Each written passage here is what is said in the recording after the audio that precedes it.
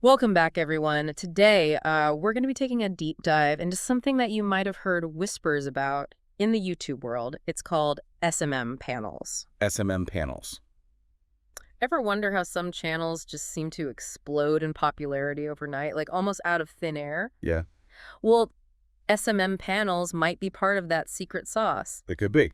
We've got some fascinating articles here, some talking about SMM panels in general, and then others that zoom in and focus on a specific provider called the YT Lab. Yeah, that's right. These platforms are offering a whole range of services, and they're all designed to boost your YouTube presence. Okay, so hold on. Before we get into like the how, let's Ah, talk about the why. okay. What makes these SMM panels so appealing to YouTubers in the first Well, place? just think about it. In the YouTube universe, numbers equal clout.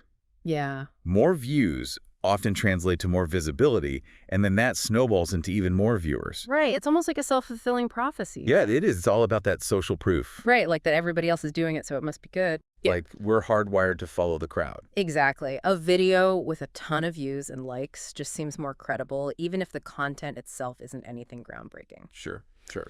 So for creators who are struggling to gain traction, especially in like a super competitive niche, like say gaming or something, Yeah, dude. SMM panels can feel like a shortcut to success. Makes sense. Okay, so what are we talking about here specifically? What kind of services do these SMM panels actually offer? Like, give us the menu. Yeah, think of it as a menu of options for inflating your metrics. Okay. We've got buying views, likes, comments, subscribers, shares. I mean, you name it. They probably offer it. Wow. Each one supposedly contributes to channel growth in different ways. So, hypothetically speaking, someone could buy a package deal and like make their video look like it went viral overnight. Hypothetically, yes. Like, But, and it's a big but, there's Ah. a whole other side to this coin. right. We need to talk about the potential downsides. Definitely, definitely. But before we get into all that, let's zoom in on the YT Lab. They're one of the SMM panel providers that's highlighted in these articles, and their website is theytlab.com, if you're curious. From their website, they claim to offer tailored services specifically for YouTube. They emphasize real engagement rather than just bots. Okay. They even talk about things like high retention views, meaning that people are actually watching a good chunk of your video. That's interesting because one of the articles mentioned that YouTube's algorithms are like cracking down on fake engagement. Right. So are they claiming to be like undetectable? Certainly the impression they give. They highlight safety, privacy, and methods that fly under YouTube's radar, which makes you wonder, is this a constant cat and mouse game between SMM panels and YouTube's algorithms? Sounds like it. But even if the AT Lab can deliver on those promises, how do you even begin to choose an SMM panel? It seems like kind of a risky business. What should people be looking for? The article stressed the importance of research. Don't just take a company's website at face value. Yeah. Dig a little deeper. Look for independent reviews, testimonials from other users, and compare different providers. Think of it like due diligence. Right. If it seems too good to be true, it probably is. Exactly. You also want to make sure that the panel services align with your goals. Right? Are you simply looking for a quick view boost, or are you more focused on building a genuine subscriber base over time? The strategy should match the objective. For sure. Speaking of objectives, let's address the elephant in the room. Are SMM panels even ethical? I Yeah. mean, is it really a shortcut to success, or are we just fooling ourselves and potentially our viewers? That's the million-dollar question. These services might offer a temporary boost in metrics, Yeah. but is that really the same as building a genuine audience? Probably not, and there are potential consequences to consider. Like what? Spill a tea? Well, for starters, YouTube's algorithms are designed to detect and penalize artificial inflation. They're constantly evolving. So if they catch you using an SMM panel, your channel could be penalized, or in the worst case scenario, even shut down. Ouch. Talk about high stakes. Yeah, and even if you don't get caught by the algorithm, there's the issue of your reputation with your audience. Right. If they find out that you've been buying engagement, it can really damage your credibility. People value authenticity. So even if you think you're getting ahead with an SMM panel, you could actually be shooting yourself in the foot in the long run. Precisely. It shifts the focus from creating great content that resonates with viewers to manipulating numbers, and that's a slippery slope. Okay, so let's say someone is determined to go down this SMM panel route. Are there any like best practices to at least minimize the risks and the potential damage? The articles do offer some hypothetical advice. The first thing they stress is setting realistic goals. Don't expect to become an overnight sensation just by buying a few thousand views. Right, Rome wasn't built in a day, and neither is a YouTube empire. Exactly. The key is to integrate SMM services with organic growth strategies. Right. Keep creating high-quality content, engage with your audience authentically, and use SMM panels sparingly, if at all. So it's all about finding that balance between strategic use of these services and genuine audience engagement.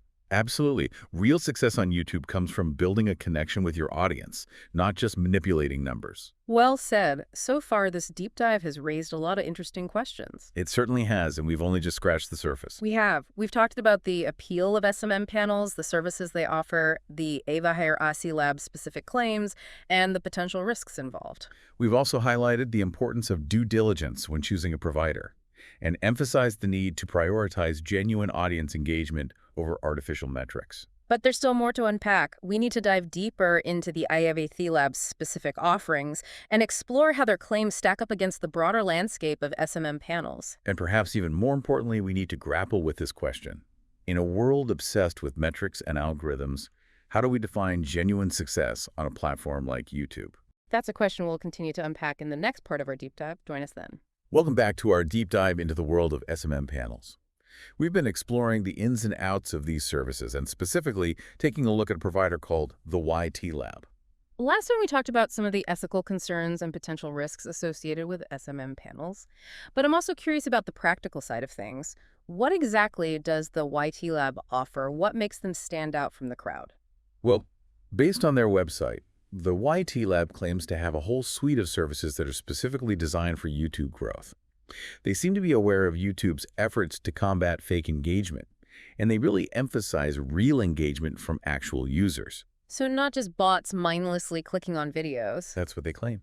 They even advertise high retention views, which implies that people are actually watching a significant portion of your video. Okay, that makes sense.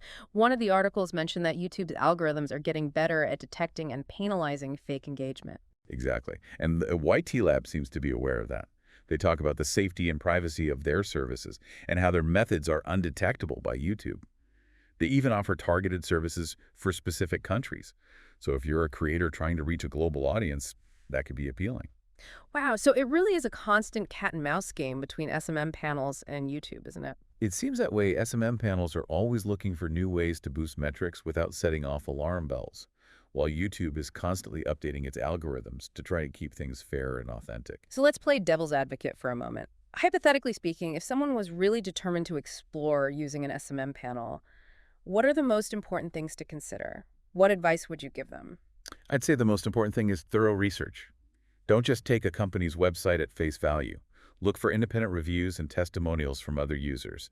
See what kind of reputation the company has and compare different providers before making a decision. It's kind of like buying a used car, right? You wouldn't just hand over your money without checking it out thoroughly first. Exactly. And even if you find a provider that seems reputable, it's essential to proceed with caution. Don't rely solely on SMM panels for your growth. Keep creating high-quality content. Focus on engaging with your audience authentically.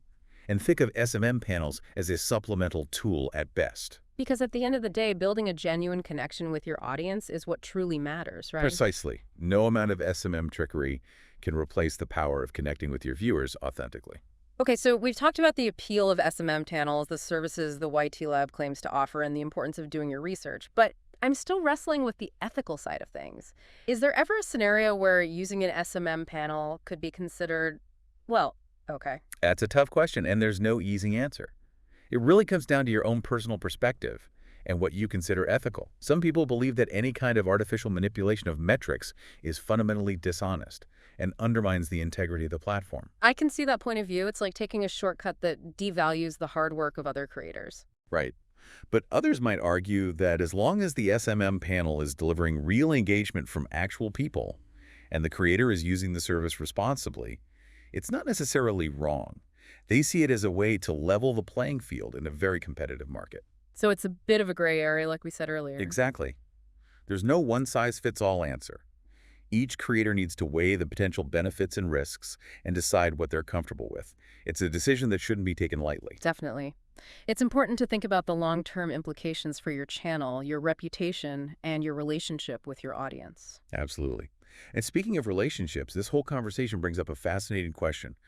Why do SMM panels even work in the first place? What is it about human psychology that makes us so susceptible to these kinds of shortcuts? That's a great question. It's like we're wired to trust the numbers, even if we know they might not tell the whole story. Why is that? Well, that's the question we're going to unpack in the final part of our deep dive. Can't wait to explore that. See you there. Welcome back to the final part of our deep dive into SMM panels and the quest for YouTube stardom. We've been exploring the hows and whys of these services, and I'm particularly fascinated by the question you posed last time. Why do they even work? It's a question that goes beyond YouTube and even the digital world. Yeah. It really taps into a fundamental aspect of human psychology. Our reliance on social proof. Right, that whole monkey see, monkey do thing. Yeah. But why are we so easily influenced by what others are doing? Well, as social creatures, we're wired to look to others for cues on how to behave. Yeah. It's a shortcut our brains use to make decisions quickly, especially in situations where we're overwhelmed with choices. Think about it. If you're scrolling through YouTube and you see a video with millions of views, your brain instinctively thinks, millions of people can't be wrong. This must be worth watching. Yeah, it's like that old saying, nobody ever got fired for buying IBM. There's safety in numbers, right? Exactly. And it's not just views, likes, comments, subscribers. Hmm. They all contribute to that sense of popularity and credibility. Even if we know logically that those numbers can be manipulated, our gut reaction is still to be swayed by them. Which makes the ethical dilemma even trickier, right?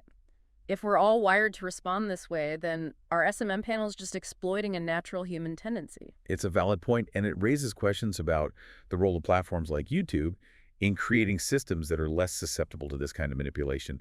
But it also highlights the importance of media literacy, being aware of our own biases, and learning to critically evaluate information, especially online. So it's not just about the creators who use SMM panels, it's also about us as viewers being more discerning about the content we consume and the metrics we trust. Yeah, absolutely. We need to be more aware of how easily we can be influenced by social proof. Think about those reaction videos that are so popular on YouTube. Are those genuine reactions, or are they performative? Are we as viewers perpetuating a culture where these exaggerated displays of emotion are rewarded? Yeah, it's like the whole thing becomes a hall of mirrors and it's hard to tell what's real and what's not. Exactly. And this takes us back to the question we posed earlier. How do we define success in a world where authenticity and artificiality are increasingly blurred? It's a question we all need to grapple with, creators, viewers, and platforms alike. It's a complex issue, and I don't think there are any easy answers, but having this conversation is a good starting point. I agree. By understanding the psychological mechanisms at play, we can become more mindful creators and more critical consumers of online content. Well said. This deep dive has been fascinating and honestly a little mind-bending. It's made me think about YouTube and the whole online world in a completely different way. It's been a pleasure exploring this topic with you, and to our listeners, thank you for joining us on this journey. We hope it's given you some food for thought. Until next time, stay curious and keep asking questions. See you soon.